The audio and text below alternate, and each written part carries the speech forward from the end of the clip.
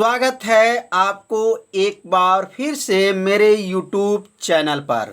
तो आज क्लास 12 के जीव विज्ञान अभ्यास का नाम है जीवों में जनन में महत्वपूर्ण अति लघुत्तरी प्रश्नों के बारे में आज जानकारी रखेंगे। इसके पिछले भाग में NCERT बुक से सभी प्रश्नों को हल करके बताया जा चुका है। यदि आप उस भाग का वीडियो नहीं देखे होंगे तो प्लेलिस्ट में वीडियो है, वहां से जा कर के वीडियो को देख सकते हैं। तो आज जो है अति लघुत्तरी प्रश्नों के बारे में समझेंगे जो महत्वपूर्ण है, जो बोर्ड के एग्जाम में आ चुका है। तो पहला प्रश्न है, प्रजनन को किस प्रकार परिभाषित किया जा सकता है। मतलब प्रजनन को किस प्रकार आप परिभाषित कर सकते हैं। तो इसका उत्तर होगा, प्राणियों में अपने समान जीव संतति उत्पन्न करने की प्रक्रिया को प्रजनन कहते हैं। प्रजनन की परिभाषा क्या है?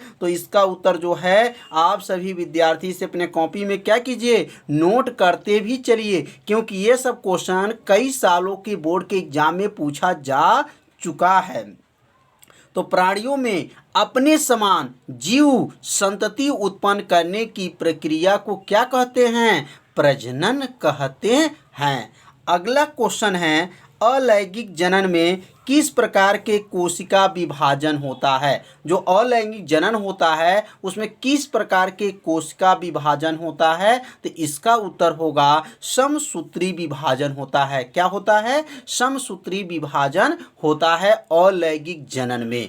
तो दो क्वेश्चन आपको अच्छे से समझ में आ गया होगा। अब तीसरा क्वेश्चन है, अलैंगिक जनन को विभिन्न विधियों के नाम लिखिए। मतलब अलैंगिक जनन कितनी विधियां होती हैं उसके अंदर। तो अलैंगिक जनन के अंदर जो होती हैं विधियां जो हैं क्या क्या होती हैं? तो द्विविभाजन या द्विविखंडन कह सकते हैं, बहुविखंडन, मुकुलन होता है और क्या होता है? खंडन होता है। आप इसका परिभाषा अगर जानना चाहते हैं, द्विविभाजन क्या है, बहुविखंडन क्या है, मुकुलन क्या है, खंडन क्या है, तो प्लेलिस्ट में वीडियो है। आप सभी विद्यार्थी वहां से जा कर के वीडियो को क्या करते हैं, देख सकते हैं। तो ज़रूर आप लोग वीडियो को देखिए। अगर आप नहीं जानते हैं तो वीडियो को ज़रूर देखिए। जानते हैं तो कोई बात नहीं। अब आगे हम लोग समझेंगे द्विविभाजन कितने प्रकार का होता है। तो द्विविभाजन जो होता है 3 प्रकार का होता है। पहला का नाम है साधारण द्विविभाजन होता है, दूसरा का नाम है लंबवत द्विविभाजन होता है और तीसरा का नाम अनुप्रस्थ द्विविभाजन होता है। तो यह द्विविभाजन कितने प्रकार के होते हैं? तो 3 प्रकार का। अगर तीनों प्रकार के बारे में आप नहीं जानते हैं तो प्लेलिस्ट में वीडियो है, वहां से जाकर के वीडियो को देख सकते हैं। अब हम लोग पढ़ेंगे मुकुलन कितने प्रकार के होते हैं। यह क्वेश्चन तो कई साल के पेपर में आ चुका है, तो इसलिए से आप लोग अच्छे से इसको तैयार कर लीजिएगा कि मुकुलन जो होते हैं 2 प्रकार के होते हैं। मुकुलन कितने प्रकार के? तो मुकुलन 2 प्रकार के होते हैं। पहला का नाम है बहिर्जात मुकुलन और अंतर्जात मुकुलन। बहिर्जात का मतलब बाहर के द्वारा और अंतर्जात का मतलब अंदर के द्वारा जो मुकुलन क्रिया होती है। तो ध्यान देंगे, जो बाहर के द्वारा जो मुकुलन क्रिया होगी उसे बहिर्जात कहेंगे और अंतर्जात का मतलब जो अंदर की में मुकुलन की क्रिया होगी। तो यह जो है मुकुलन 2 प्रकार के, बहिर्जात और क्या है, अंतर्जात मुकुलन होता है। तो आप लोग सभी विद्यार्थी आप लोग को अच्छे से समझ में आ रहा होगा अति लघुत्तरी प्रश्न को। अब अगला प्रश्न है, दीर्घजीवी 2 सजीवों के नाम बताइए। दीर्घ मतलब ज़्यादा जो समय तक जीवित रहने वाले जीव का नाम बताना है। तो क्या है? बरगद है। याद रखिएगा, बरगद जो है 300 से लेकर के 500 वर्ष तक जो है बरगद की आयु होता है। कछुआ का क्या है? तो कछुआ 100 साल से लेकर के 150 वर्ष तक वह क्या होता है, जीवित रहता है। तो दीर्घजीवी 2 सजीवों का नाम आपको समझ में आ गया होगा। पहला बरगद और दूसरा कछुआ।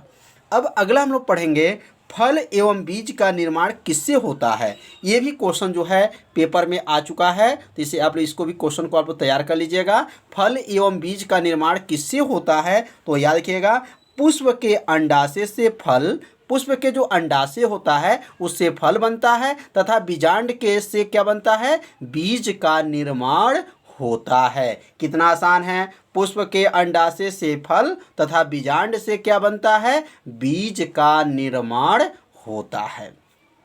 अब अगला प्रश्न है, नर एवं मादा युग्मक के नाम लिखिए। नर एवं मादा युग्मक के नाम कौन कौन से हैं, अब इसके बारे में समझेंगे। तो नर युग्मक में शुक्राणु होता है और मादा युग्मक में क्या होता है, अंडाणु होता है। तो नर एवं मादा युग्मक का नाम अगर लिखना है तो नर में शुक्राणु और मादा में क्या, अंडाणु होता है। तो अब यहाँ लिख लेंगे कि नर युग्मक को शुक्राणु तथा मादा युग्मक को क्या कहते हैं, अंडाणु कहते हैं। कितना आसान है कि नर युग्मक को शुक्राणु कहा जाएगा और मादा युग्मक को अंडाणु कहते हैं।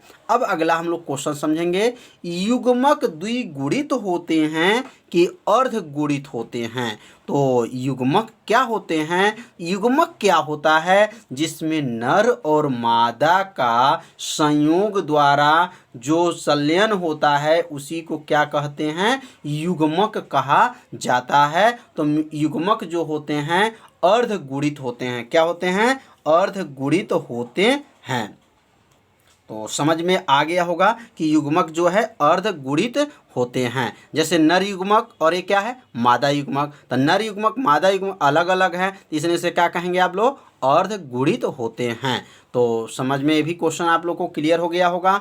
अब हम लोग समझेंगे समयुग्मन। यह क्वेश्चन भी जो है आईएमपी है। समयुग्मन या आइसोगैमी किसे कहते हैं। तो समयुग्मक को इंग्लिश में क्या कहते हैं, आइसोगैमी किसे कहते हैं। तो समयुग्मक मतलब होगा जब निषेचन में भाग लेने वाले युग्मक आकार, आकृति, संरचना में एक जैसे हो तो ऐसे संलयन को समयुग्मन या आइसोगैमी कहते हैं। कितना आसान है, जब निषेचन में भाग लेने वाले जो युग्मक होते हैं उनके आकार, आकृति, संरचना में एक जैसे हो, मतलब इन लोगों का आकृति भी हो, संरचना भी हो और आकार जो एक जैसे हो, तो ऐसे संलयन को क्या कहेंगे, समयुग्मन या आइसोगैमी कहते हैं। तो समझ में आ गया होगा। और यह जो क्वेश्चन अब आ गया, यह क्वेश्चन तो कंपटीशन में पूछा जाता है, कई बार ये कंपटीशन में आ चुका है। आगे चल के जब आप लोग कंपटीशन की तैयारी करेंगे तो कंपटीशन ये क्वेश्चन है कि बंगाल का आतंक किसे कहते हैं। तो बंगाल का आतंक याद रखिएगा जलकुंभी को कहते हैं। किसको, जलकुंभी को बंगाल का आतंक कहते हैं। यह जो क्वेश्चन कंपटीशन में कई बार के परीक्षा में, रेलवे के पेपर में, एसएससी के पेपर में यह क्वेश्चन आ चुका है कि बंगाल का आतंक क्या होता है। तो बंगाल का आतंक क्या है, जलकुंभी होता है। अब अगला क्वेश्चन है कि गन्ने में किस प्रकार के कायिक प्रवर्धन, कायिक जनन होता है। जो गन्ने होते हैं, गन्ने का अगर उसको कायिक जनन कैसे किया जाता है, तो गन्ने का कायिक जनन क्या होता है, कलम, उसका कलम लगाया जाता है, काट करके कलम लगा दिया जाएगा तो वह गन्ना क्या हो जाएगा, जनन क्रिया उसमें उत्पन्न हो जाता है। तो लिखेंगे गन्ने में कायिक प्रवर्धन कलम विधि द्वारा होता है। क्या, किस विधि द्वारा होता है, कलम विधि द्वारा होता है। तो समझ में आ गया होगा कि गन्ने में कलम विधि द्वारा जो कायिक प्रवर्धन होता है। अब अगला क्वेश्चन है आलू। आलू किस भाग से कायिक प्रवर्धन करता है। तो आलू किस भाग से कायिक प्रवर्धन करता है, तो भूमिगत तना द्वारा करता है। आलू जो है, आलू के खाने वाले भाग क्या हैं, तना उसको कहा जाता है। तो समझ में आ गया होगा आलू किस भाग का कायिक प्रवर्धन होता है, तो भूमिगत तना होता है। तो अब अगला प्रश्न अब हम लोग समझेंगे, कृत्रिम कायिक प्रवर्धन की 2 विधियों के नाम बताइए। यह भी क्वेश्चन जो है पेपर में आ चुका है, 2017 में भी आ चुका है, 2019 के भी पेपर में एक क्वेश्चन आ चुका है। तो इस क्वेश्चन को आप लोग याद रखिएगा कि कृत्रिम कायिक प्रवर्धन 2 विधियां क्या हैं, तो दाब लगाना होता है और कलम लगाना होता है। क्या होता है? दाब लगाना, कलम लगाना। अगर दाब लगाना, कलम लगाना आप नहीं जानते हैं तो प्लेलिस्ट में वीडियो है, वहां से जाकर के वीडियो को देख सकते हैं कि दाब लगाना का अर्थ क्या है और कलम लगाना का अर्थ क्या है। तो अब यहाँ पे समझेंगे अगला क्वेश्चन कि 12 वर्षों में एक बार फूल उत्पन्न करने वाला पादप है। मतलब 12 वर्ष में एक बार यह फूल जो है उत्पन्न करने वाला पादप है। तो इसका उत्तर नीला कुरेंजी। याद रखिएगा, जो 12 वर्ष के बाद एक बार क्या होता है, फूल उत्पन्न करता है, उस पादप का नाम है नीला कुरेंजी। तो आप सभी विद्यार्थी इसे अपने कॉपी में क्या कीजिए, नोट कर लीजिए और एक नोट्स को आप लोग तैयार करते चलिए। यदि आप चैनल पर पहली बार आए हैं तो मेरे चैनल को सब्सक्राइब कर लीजिए, बेल आइकन घंटी को ऑप्शन को ओके कर लीजिए, जिससे कोई भी वीडियो को अपलोड किया जाए तो उसका मैसेज तुरंत आपके पास पहुंच जाए। तो आज का पढ़ाई कैसा लगा आप सभी विद्यार्थी ज़रूर कमेंट कीजिए। तो आज जो है इतना ही। अब कल जो हम लोग पढ़ेंगे पुष्पी पादपों में लैंगिक जनन अध्याय 2 के बारे में समझाया जाएगा। तो आप लोग प्रतिदिन जो है वीडियो को देखिए और एक अच्छे से नोट्स को बनाते चलिए। कल मिलते हैं, तब तक के लिए सभी विद्यार्थियों को नमस्कार।